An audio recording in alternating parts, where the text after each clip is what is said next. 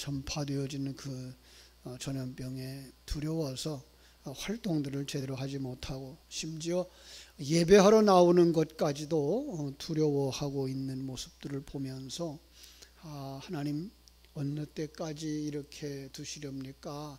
라고 기도할 수밖에 없는 상황인 것을 우리는 알게 됩니다. 참 하나님께서 어느 때까지 이렇게 하실 겁니까? 라는 기도가 우리에게 있어야 될 것 같고요. 그때에도 우리가 잊지 말아야 될 것, 하나님의 인자하심과 성실하심입니다. 하나님은 합력하여 선을 이루시는 하나님이고요.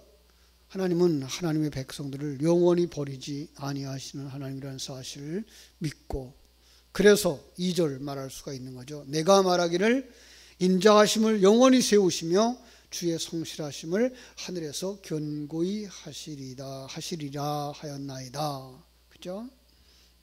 하나님의 그 인자하심을 영원히 세우시겠다. 이것을 믿는 성도들, 바로 이 새벽을 깨우는 성도들이 이 하나님에 대한 신뢰가 있어야 되겠죠. 하나님은 천지 만물을 창조하신 분이며 우주와 이 지구를 섭리하고 계신 하나님이고, 뿐만 아니라 그 속에서 하나님의 백성들을 만들어서 천국으로 데려가겠다고 하는 약속들을 결코 내버리지 아니하시는 신실하신 하나님인 것을 믿는 믿음, 우리에게 있어야 할 줄로 믿습니다. 그는 그 언약의 내용을 3절과 4절에서 이야기합니다. 주께서 이르시되 나는 내가 택한 자와 언약을 맺으며 내 종 다윗에게 맹세하기를 내가 네 자손을 영원히 견고히 하며 네 왕위를 대대에 세우리라 하셨나이다. 그죠? 그래요. 하나님의 이 언약은요, 사무엘하 7장에서 다윗에게 언약하신 것이죠. 여기 주께서 말씀하시기를 나는 내가 택한 자와 언약을 맺는다. 이 택한 자 1차적으로는 다윗이고요. 또 예표적으로 볼 때는 다윗이 나타내고 있는 예수 그리스도죠. 그리고 더 나아가서는 예수 안에서 택함 받은 모든 성도들을 이렇게 보시면 됩니다. 그래서 그들에게 뭐 하겠다고요? 왕의 자리에 대대로 세우겠다. 이 다윗에게 국한시켜서 본다 그러면 다윗의 나라가 영원히 지속되지 못했잖아요. 그렇게 되면 하나님의 그 신실함의 근거가 깨지고 말죠. 하나님은 약속한 것이 대상자들은 인간의 그 믿음과 삶의 근거에서 변동이 일어날 수 있는 것처럼 보여지면 하나님의 신실하심은 깨지죠. 성경은 뭐라 그래요? 하나님의 약속은 영원히 변치 않는다. 우리가 또 신학에서 뭐라고 말해요? 성경은 오류가 없다. 이렇게 보기 위해서는 우리는 이것을 예표적으로 볼 수밖에 없는 것이죠. 바로 예수 그리스도, 더 나아가서 예수 안에서 하나님의 백성된 성도들에게 주신 하나님의 약속은 결코 변하지 아니한다는 것 알기 때문에 그렇습니다. 5절로 8절 보면 그래서 하나님을 찬송하고 있는 모습을 보게 됩니다. 여호와여 주의 기이한 일을 하늘이 찬양할 것이요 주의 성실도 거룩한 자들의 모임 가운데에서 찬양하리이다. 천상에서 하늘이 찬양을 할 것이고, 그죠? 이게 하늘이라고 하는 것 바로 삼위일체 하나님의 존재, 그리고 거기에 있는 천사들과 구원받은 백성들까지라고 말할 수가 있을 것이고요. 그죠? 그 다음에 이 땅에 있는 거룩한 자들의 모임, 교회도 하나님을 찬송하게 된다라고 말하는 거죠. 같은 거죠. 하나님을 볼 수 있는 자들은 하나님을 찬양할 수밖에 없고, 하나님의 일하심을 보는 자들은 하나님을 경배할 수밖에 없다라고 하는 것입니다. 그렇습니다. 바로 우리가 영적인 눈이 열려져서 이 어둡고 혼탁하여 가는 세상 같지만 그 속에서 하나님은 살아계시며 하나님은 일하고 계시다는 사실을 우리가 확실히 믿는 믿음이 있을 때 뭐 할 수 있어요? 하나님 찬양할 수가 있습니다. 하나님의 능력과 성실하시고 어떤 것도 견줄 수가 없다라고 말하고 있어요. 그래요. 하나님이 하시는 일 그 누구도 방해할 수가 없어요. 그래서 우리는 하나님을 더 신실하게 믿고 경배할 수가 있는 거죠. 7절부터 보면 이렇게 말씀하고 있어요. 하나님은 거룩한 자의 모임 가운데에서 매우 무서워할 이시며 둘러있는 모든 자 위에 더욱 두려워할 이시니 여호와 만군의 하나님이여 주와 같이 능력 있는 이가 누구리까? 여호와여 주의 성실하심이 주를 둘렀나이다. 만군의 하나님, 천군 천사뿐만 아니라 모든 그 우주를 다 주관하고 계신 하나님,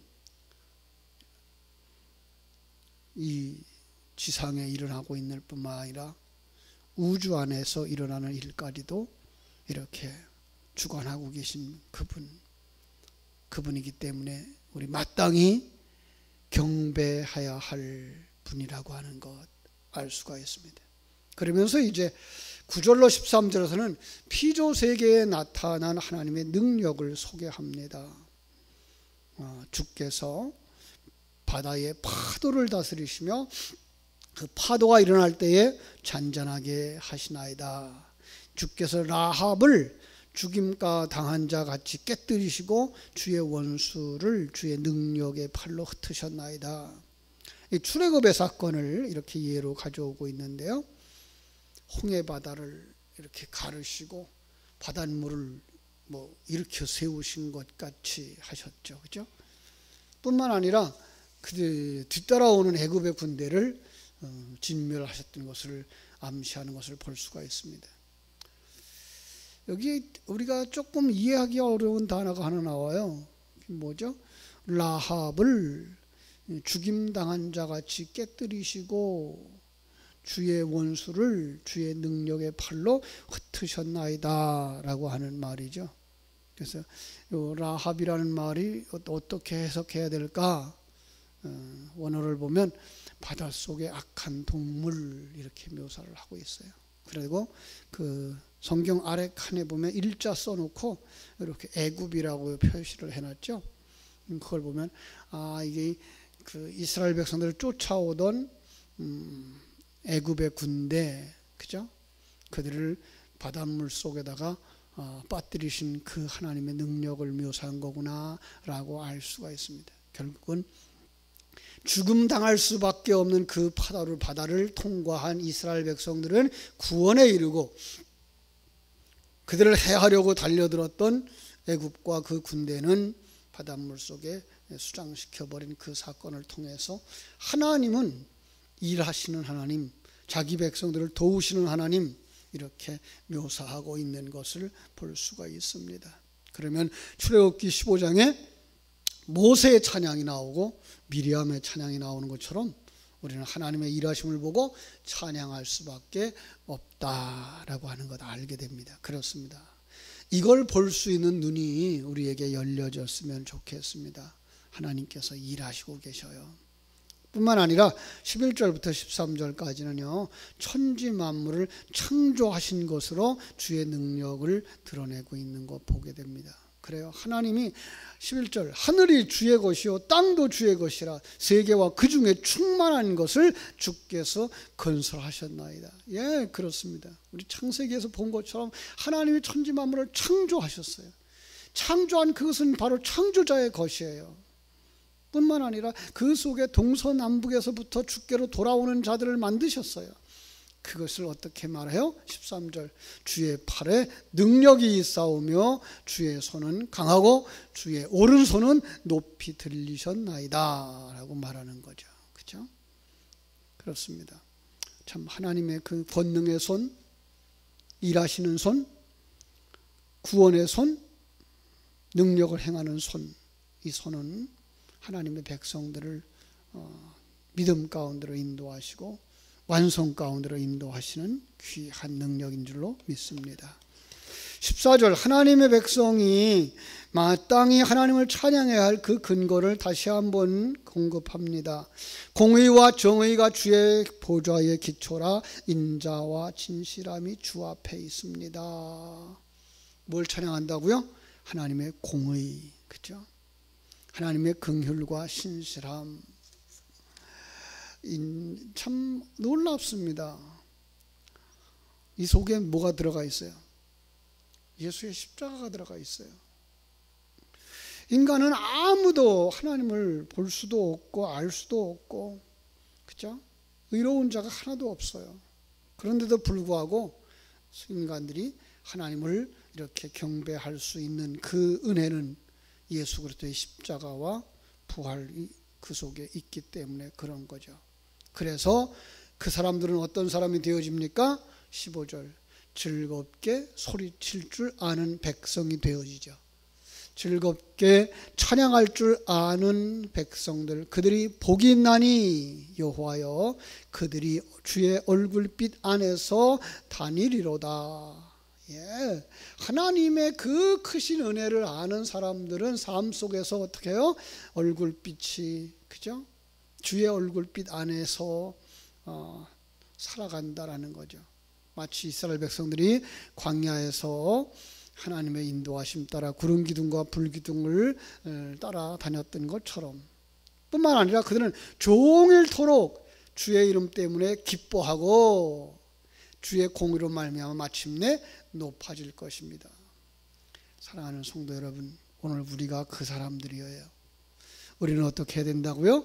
즐거운 소리로 찬양하는 사람들, 하나님을 기다리는 사람들, 주님의 얼굴 빛 안에서 다니는 사람들, 종일 주를 기뻐하는 사람들, 오늘 하루도 우리의 삶 속에 이 믿음이 있어서 하나님 앞에 더 가까이 나가고 하나님의 성호를 찬양할 줄 아는 힘있는 성도들 되시기를 주님의 이름으로 축원합니다. 주는 그들의 힘의 영광이시라 우리의 뿔이 주의 은총으로 높아지오리니 우리의 방패는 여호와께 속하였고 우리의 왕은 이스라엘의 거룩한 이에게 속하였기 때문입니다.